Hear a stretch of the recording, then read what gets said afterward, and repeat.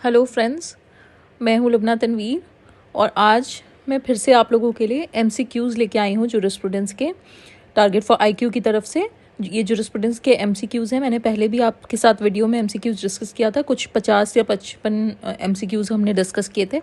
इस वीडियो में भी हम एमसीक्यूज़ को डिस्कस करेंगे, ठीक है। तो चलिए स्टार्ट करते हैं 55 नंबर क्वेश्चन से, ठीक है। उस दिन हमने 54 तक किया था, अब हम 55 से स्टार्ट करते हैं। इसमें भी मैं इंग्लिश में क्वेश्चंस दिए हुए हैं, लेकिन मैं आपको साथ ही साथ हिंदी उसकी बोलती जाऊंगी ताकि हिंदी मीडियम वाले जो स्टूडेंट्स हैं उनके लिए आसानी हो, ठीक है। तो आइए स्टार्ट करते हैं। 55 नंबर क्वेश्चन देखिए, ये मैच द फॉलोइंग का क्वेश्चन है, ठीक है। इसमें मैच करना है, इधर यूरिस्ट के नाम दिए हुए हैं और लिस्ट 2 में आपके कॉन्सेप्ट्स दिए हुए हैं, तो हमें मैच करना है। फुलर को मैच करना है। तो फुलर हम जानते हैं कि फुलर ने इनर मोरालिटी का कॉन्सेप्ट दिया था, ठीक है। तो फुलर को हम इनर मोरालिटी के साथ, मतलब कि आंतरिक नैतिकता के साथ, फुलर ने जो कौन सा कॉन्सेप्ट दिया था, आंतरिक नैतिकता का कॉन्सेप्ट, ठीक है। तो उसके साथ मैच करेंगे। बेंथम हमें पता है यूटिलिटेरियनिज्म के लिए जाने जाते हैं, मतलब कि उपयोगितावाद का सिद्धांत जो है वो बेंथम ने दिया था, तो बेंथम को हम उसके साथ मैच करेंगे। Henry Maine status to contract, ठीक है, प्रस्तुति से संविदा की ओर इन्होंने कॉन्सेप्ट अपना दिया था, status to contract, contract to status, तो मेन को हम उससे मैच करेंगे। डुगोइट ने क्या किया था, डुगोइट सोशियोलॉजिकल जूरिस्प्रूडेंस से बिलोंग करते हैं, समाजशास्त्री विचारधारा से। उन्होंने सोशल सॉलिडारिटी की बात की थी, ठीक है। उन्होंने क्या किया था, उन्होंने सामाजिक एकजुटता की बात की थी। तो ये हम इस तरीके से इसको मैच करेंगे, ठीक है। तो इसका करेक्ट आंसर हो जाएगा डी, ठीक है। डी करेक्ट आंसर होगा इसका। आगे बढ़ते हैं 56 number question. In which of the following the idea of natural law first appeared, ठीक है। ये क्या पूछ रहे हैं, ये पूछ रहे हैं कि प्राकृतिक विचारधारा का जो विचार था वो सबसे पहले कहाँ प्रकट हुआ था, कि कौन सी फ्रेंच रिवॉल्यूशन में प्रकट हुआ था, अमेरिकन वॉर ऑफ इंडिपेंडेंस में, रोमन लॉ के थ्रू, या ग्रीक थिंकिंग के थ्रू। तो इसका करेक्ट आंसर है ग्रीक थिंकिंग, ठीक है, जिसको कि हम यूनानी विचार भी बोलते हैं हिंदी में। तो ग्रीक थॉट जो है उनका ही आइडिया था ये नेचुरल लॉ का, ठीक है। आगे बढ़ते हैं 57 number question. The basis of natural law was led by, basis जो है नेचुरल लॉ का, ठीक है, प्राकृतिक विचारधारा की जो नींव है वो किसके द्वारा रखी गई थी। तो हमें पता है इसका करेक्ट आंसर होगा ए, हेराक्लिटस के द्वारा, ठीक है। हेराक्लिटस जो थे नेचुरल लॉ एंशिएंट स्कूल से बिलोंग करते थे, उन्होंने ही एंशिएंट नेचुरल लॉ की जो थी वो नींव रखी थी। आगे बढ़ते हैं 58 number question. Austin is said to be the exponent of which of the following school, ठीक है। ऑस्टिन को निम्नलिखित में से किस विचारधारा का प्रतिपादक माना जाता है। तो हमें पता है वो एनालिटिकल स्कूल से बिलोंग करते थे, विश्लेषणात्मक स्कूल का प्रतिपादक उन्हें माना जाता है। 59 नंबर क्वेश्चन देखते हैं। Which one of the following school supports the view that a custom becomes law when it receives the stamp of judicial recognition by courts, ठीक है। तो निम्नलिखित में से किस स्कूल ने ये माना है कि प्रथाएं कानून तब बनती हैं जब अदालतों द्वारा न्यायिक मान्यता की मोहर उन्हें मिलती है। तो ये एनालिटिकल स्कूल ने माना था, ठीक है, विश्लेषणात्मक स्कूल ने ये माना था कि प्रथाएं कानून तभी बनती है जब अदालतों द्वारा उन पे मान्यता की मोहर मिलती है, न्यायिक मान्यता की मोहर मिलती है, ठीक है। स्टैम्प मिलता है, जुडिशियल रिकॉग्निशन बाय कोर्ट, ठीक है। 60 नंबर क्वेश्चन देखते हैं। The movement progressive societies has hitherto been a movement from status to contract, it is said by, ठीक है। क्या कह रहे हैं, प्रगतिशील समाज का आंदोलन अब तक स्थिति से संविदा की ओर रहा है। ये किसने कहा है, ये हेनरी मेन ने कहा है। हेनरी मेन हिस्टोरिकल स्कूल से बिलोंग करते थे, ऐतिहासिक विचारधारा से, उन्होंने ही ये बात कही थी। 61 नंबर क्वेश्चन देखिए। The most distinctive feature of some societies is that they develop the law through fiction, equity and legislation. This statement relates to, ठीक है। ये क्या कह रहे हैं कि कुछ समाज की सबसे विशिष्ट विशेषता यह है कि वो कल्पना, न्यायसम्य और विधान के साथ विकसित करती है। कौन से समाज होते हैं ऐसे, हेनरी मेन का ये कहना था कि ये प्रोग्रेसिव सोसाइटीज़ जो होती हैं वो फिक्शन, इक्विटी और लेजिस्लेशन के साथ आगे बढ़ती हैं, ठीक है। और जो रुक जाती हैं, वहाँ पर जो चारों स्टेजेस हेनरी मेन ने दी थी डेवलपमेंट की, वहाँ पे जो सोसाइटीज़ रुक जाती हैं उन्हें स्टैटिक सोसाइटी कहते हैं, और जो आगे बढ़ती हैं उन्हें प्रोग्रेसिव सोसाइटी कहते हैं, ठीक है, प्रगतिशील समाज। आगे बढ़ते हैं। Which of the following are correct combination, अब पूछ रहे हैं कि करेक्ट कॉम्बिनेशन इसमें से कौन सा है। बेंथम एंड नेचुरल लॉ हमें पता है नहीं, बेंथम एनालिटिकल स्कूल से, विश्लेषणात्मक स्कूल से बिलोंग करते थे। ऑस्टिन एंड पॉजिटिविज्म करेक्ट है। Roscoe pound and sociological school of jurisprudence, Roscoe pound जो समाजशास्त्री विचारधारा से बिलोंग करते थे, ये भी करेक्ट है। फोर्थ है Henry main and philosophical school, ये करेक्ट नहीं है, हमें पता है कि ये करेक्ट नहीं है। तो इसका आंसर क्या होगा? इसका आंसर होगा 2 और 3, ठीक है, इसका आंसर होगा बी 2 और 3, ठीक है। आगे बढ़ते हैं 63rd number question. The principal jurist of the philosophical school was, ये क्वेश्चन पूछ रहे हैं कि दार्शनिक विचारधारा के प्रधान या मुख्य न्यायविद कौन है? तो हीगल जो है वो प्रिंसिपल जूरिस्ट हैं फिलोसफिकल स्कूल के, तो करेक्ट आंसर होगा इसका हीगल। आगे बढ़ते हैं 64th number question. Who has made a distinction between law properly so called and law improperly so called, पूछ रहे हैं कि किसने लॉ उचित रूप से तथाकथित कानून और अनुचित रूप से तथाकथित कानून के बीच अंतर किया है, ठीक है। तो हमें पता है कि किसने किया है, जॉन ऑस्टिन ने किया है। जॉन ऑस्टिन ने लॉ प्रॉपरली सो कॉल्ड और लॉ इम्प्रॉपरली सो कॉल्ड के बीच में डिफरेंस किया था। आगे बढ़ते हैं 65th number question. Legal order is a pyramid of norms is the statement of, कानून व्यवस्था जो है वो मानकों की श्रृंखला है, ये किसने बोला था? ये केल्सन ने बोला था, मैंने आपको पढ़ाया भी था केल्सन के बारे में, ग्रैंड नॉर्म की थ्योरी केल्सन की, और केल्सन ने ये भी कहा था कि legal order is a pyramid of norms, ठीक है। ये बिलोंग करते थे एनालिटिकल स्कूल से, विश्लेषणात्मक स्कूल से, ठीक है। आगे बढ़ते हैं 66th number question. Which one of the following school of jurisprudence let emphasis on the question how did law come to be? ठीक है, अब ये पूछ रहे हैं कि कौन सा स्कूल है जुरिस्प्रूडेंस का, विधि शास्त्र का, जिसने इस प्रश्न पर जोर दिया कि विधि कानून जो है वो कैसे बना, ठीक है, कैसे आया। तो हिस्टोरिकल स्कूल जो है, ऐतिहासिक विचारधारा, उन्होंने इस क्वेश्चन पे जोर दिया था कि how did law come to be, तो इसका करेक्ट आंसर होगा हिस्टोरिकल स्कूल। 67 नंबर क्वेश्चन देखिए। Which one of the following concept does not belong to sociological school of jurisprudence, बोल रहे हैं कि इनमें से जो कौन सा कॉन्सेप्ट है, कौन सा सिद्धांत है जो सोशियोलॉजिकल स्कूल से, समाजशास्त्री विचारधारा से बिलोंग नहीं करता है। ए है पब्लिक इंटरेस्ट, सोशल इंटरेस्ट, सी कमांड, डी ड्यूरल पोस्टुलेट। हमें पता है कमांड की बात एनालिटिकल स्कूल में हुई है, आदेश समादेश की बात विश्लेषणात्मक स्कूल करता है, ऑस्टिन करते हैं, कमांड की बात सोशियोलॉजिकल स्कूल नहीं करता है। बाकी सारी बात जो है वो सोशियोलॉजिकल स्कूल ने की है, लेकिन कमांड की बात सोशियोलॉजिकल स्कूल ने नहीं की है, तो करेक्ट आंसर होगा सी। आगे बढ़ते हैं। Arrange the following stages of development of law according to Maine, वही क्वेश्चन है कि मेन ने जो डेवलपमेंट ऑफ लॉ बताया है, लॉ का जो डेवलपमेंट बताया है, उसकी जो स्टेजेस हैं उसको इन्होंने बोला है कि किस ऑर्डर में वो स्टेजेस हुई हैं, किस ऑर्डर में मेन ने बताया है, उस ऑर्डर में उसे लगाइए। तो पहला क्या है, पहला है कस्टमरी लॉ, प्रथागत कानून। दूसरा है शासक द्वारा बनाया हुआ कानून, मतलब law made by ruler under divine inspiration, codification, संहिताकरण। और चौथा है knowledge of law in the hands of priest, मतलब पुजारियों के हाथ में कानून। तो हमें पता है कि सबसे पहले हेनरी मेन ने law made by ruler under divine inspiration, मतलब कि शासक द्वारा बनाया हुआ कानून को उन्होंने सबसे फर्स्ट पे रखा था। सेकंड में उन्होंने बोला था कि प्रथागत जो कानून है, कस्टमरी लॉ, वो आएगा। थर्ड में उन्होंने कहा था knowledge of law in the hands of priest, और फिर फोर्थ में कहा था कोडिफिकेशन। तो इसका करेक्ट आंसर क्या होगा, 2, 1, 4, 3, मतलब बी जो है वो करेक्ट आंसर होगा। आगे बढ़ते हैं। According to the theory of social utilitarianism as propounded by Ihering, ठीक है, इहरिंग की जो सामाजिक उपयोगितावाद का सिद्धांत है उसके हिसाब से क्या है वो, सोशल यूटिलिटेरियनिज्म की थ्योरी क्या है? तो हमें पता है कि वो है, कहते हैं कि law is a means to social end, ठीक है, ये इहरिंग ने कहा था कि law is a means to social end. तो डी इसका करेक्ट आंसर होगा, मतलब कानून सामाजिक सिरों का एक साधन है, ठीक है, ये इसका करेक्ट आंसर होगा। 70th क्वेश्चन देखिए। Which one of the following statement is correct? Grand norm is the basic hypothesis of, पूछ रहे हैं कि मूल मानक का आधार किसकी परिकल्पना है, ठीक है। मूल मानक मैंने आप लोग को बढ़ाया था, ग्रैंड नॉर्म हेंस केल्सन की का कॉन्सेप्ट है, हेंस केल्सन ने इसे दिया था, जो कि एनालिटिकल स्कूल से बिलोंग करते थे, ठीक है। तो ये उनकी ही परिकल्पना है, ग्रैंड नॉर्म मूल मानक का आधार, ठीक है। आगे बढ़ते हैं। 71 क्वेश्चन देखिए।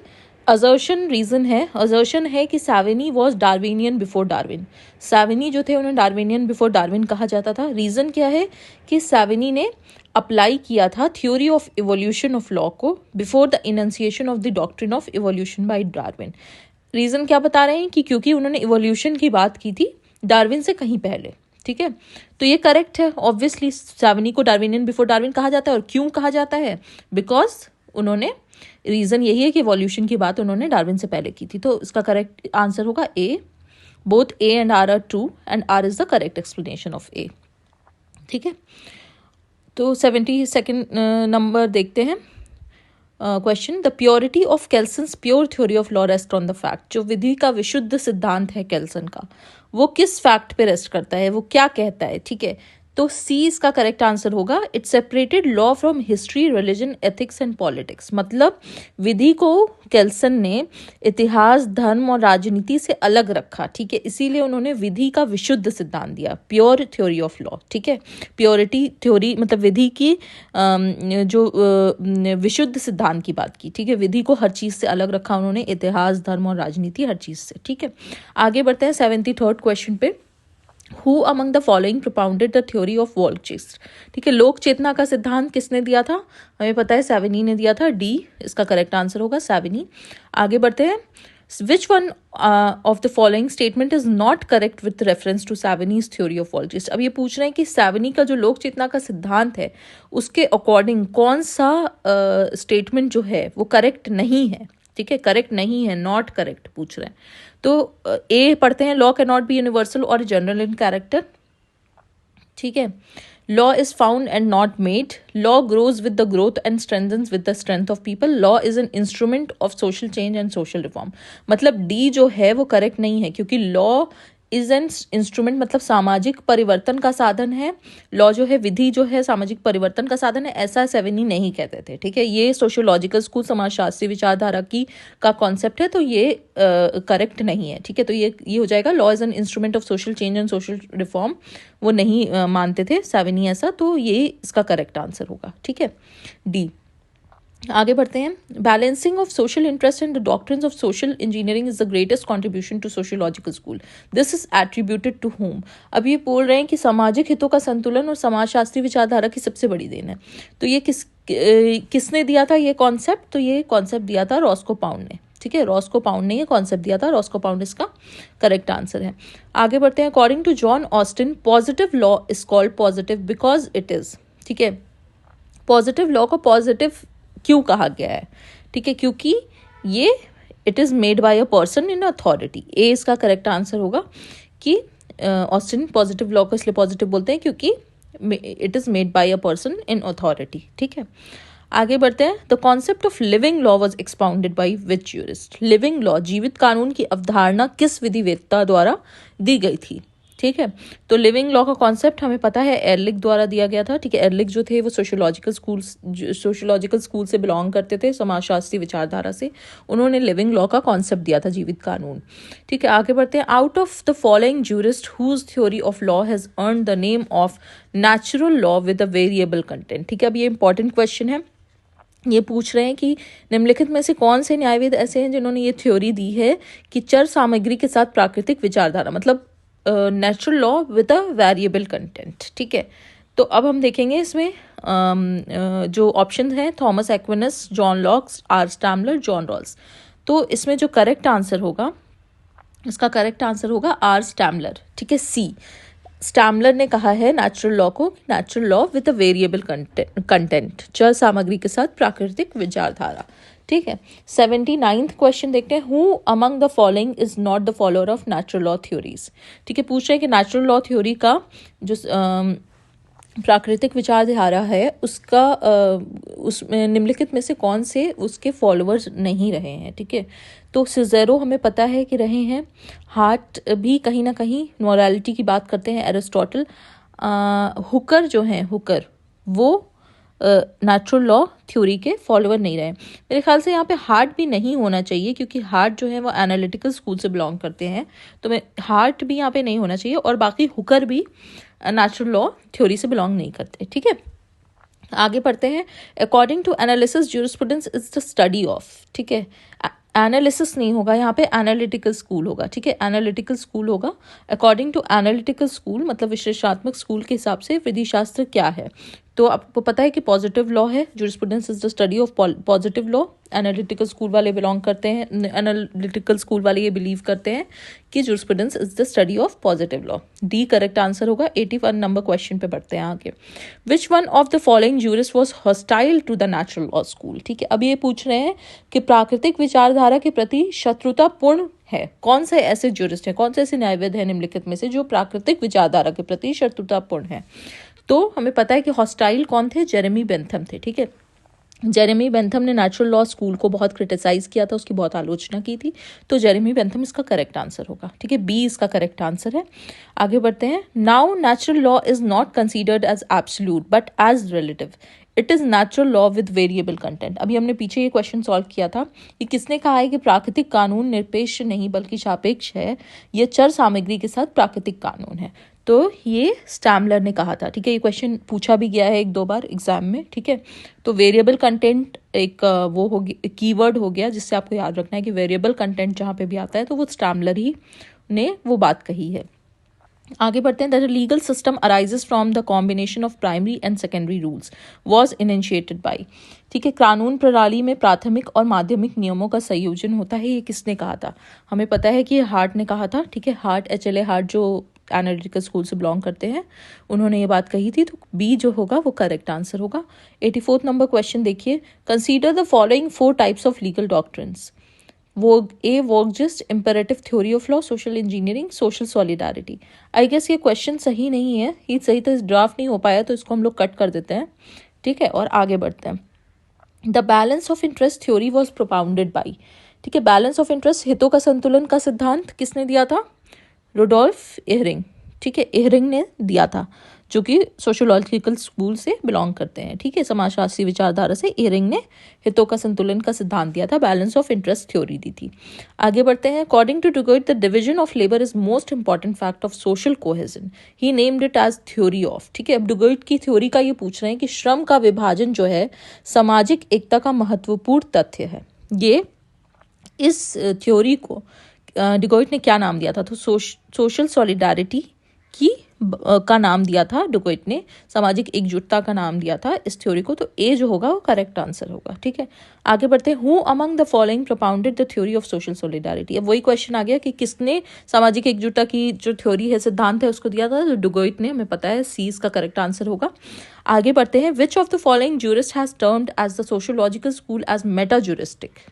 ठीक है, सोशियोलॉजिकल स्कूल को, समाजशास्त्री विचारधारा को मेटा ज्यूरिस्टिक किसने कहा है, तो केल्सन ने कहा है। ठीक है, केल्सन इसका करेक्ट आंसर होगा डी। ठीक है, इन्होंने कहा है मेटा ज्यूरिस्टिक। अब देखिए मेटा ज्यूरिस्टिक, मेटाफिजिकल, क्योंकि ये मनोवैज्ञानिक बातें केल्सन ने ही ये सब कही है। ठीक है, तो हम यहाँ पे गेस भी कर सकते हैं कि ये केल्सन ने ही कहा होगा, तो केल्सन इसका करेक्ट आंसर है। आगे बढ़ते हैं। Theory of Savigny was based on. अब पूछ रहे हैं जो थ्योरी, सैविनी की जो थ्योरी है, जो सिद्धांत है, वो किस लॉ पे बेस्ड है। ठीक है, Greek law, common law, Spanish law और रोमन लॉ। तो किस लॉ पे बेस्ड है ये रोमन लॉ पे बेस्ड है। डी इसका करेक्ट आंसर होगा। ठीक है, रोमन लॉ पे बेस्ड है। आगे बढ़ते हैं। आगे क्वेश्चन देखिए। Historical school of jurisprudence emerged as a reaction of fact against. ठीक है, ऐतिहासिक विचारधारा जो स्कूल था वो किसके खिलाफ उसने इमर्ज हुआ था, उभरा था, किस थ्योरी के अगेंस्ट वो उभरा था, तो पॉजिटिविज्म की जो थ्योरी थी, एनालिटिकल स्कूल की जो थ्योरी थी, उसके अगेंस्ट, उसके रिएक्शन में, उसके खिलाफ ये स्कूल जो है, ये विचारधारा जो है वो उभरी थी। ठीक है, तो पॉजिटिविज्म जो ऑस्टिन की थ्योरी थी, जो एनालिटिकल स्कूल की, वो इसका करेक्ट आंसर होगा पॉजिटिविज्म डी। ठीक है, आगे बढ़ते हैं। Main Pioneer of sociological jurisprudence is. ठीक है, समाजशास्त्रीय विचारधारा के मुख्य अग्रदूत कौन थे, तो मॉन्टेस्क्यू। हमें पता है कि मॉन्टेस्क्यू एक बहुत इंपॉर्टेंट जूरिस्ट थे सोशियोलॉजिकल जूरिस्प्रूडेंस के, और मेन पायनियर भी थे वो सोशियोलॉजिकल जूरिस्प्रूडेंस के। तो ए करेक्ट आंसर होगा। आगे बढ़ते हैं। The legal philosopher who is generally considered as the founder of historical school of jurisprudence.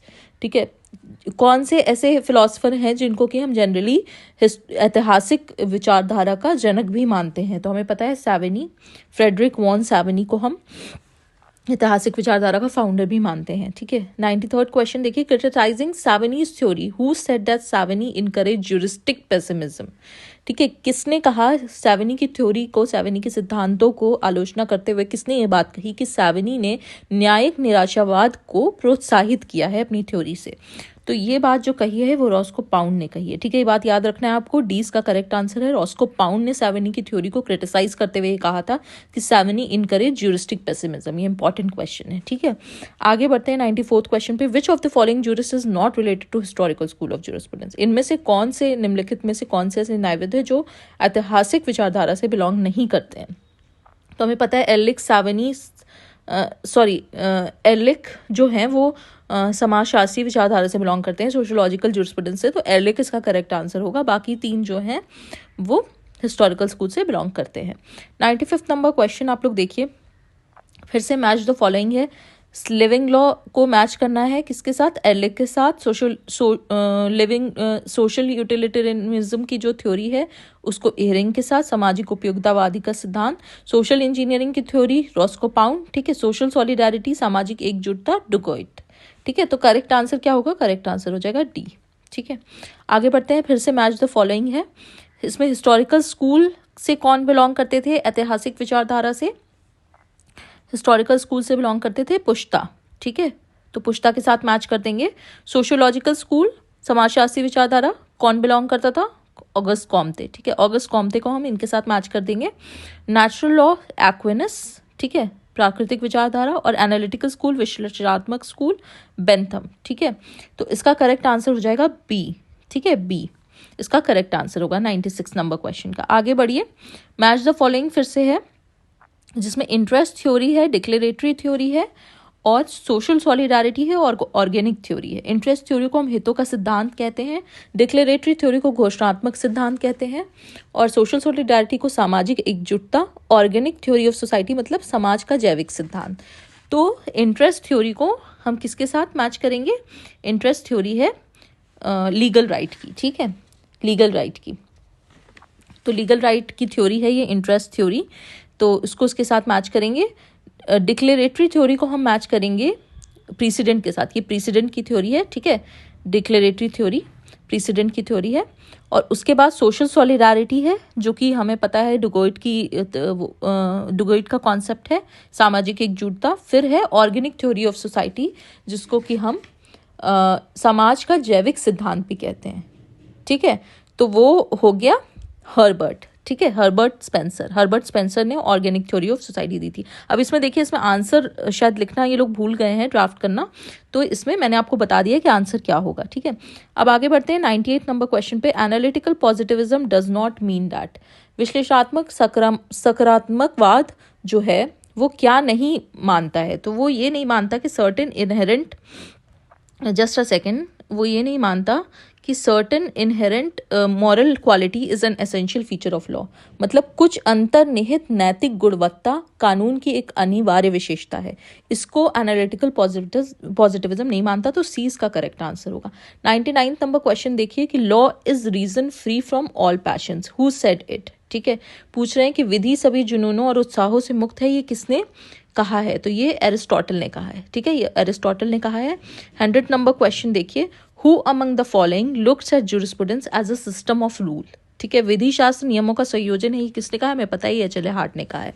ठीक है, तो ये आपके 100 क्वेश्चन जो थे एमसीक्यूज के वो कंप्लीट हो गए ज्यूरिस्प्रूडेंस के। प्लीज़ आप मुझे बताइएगा कि आपको ये क्लास कैसी लगी एमसीक्यूज वाली, कमेंट सेक्शन में आप मुझे बताइएगा। Thank you so much.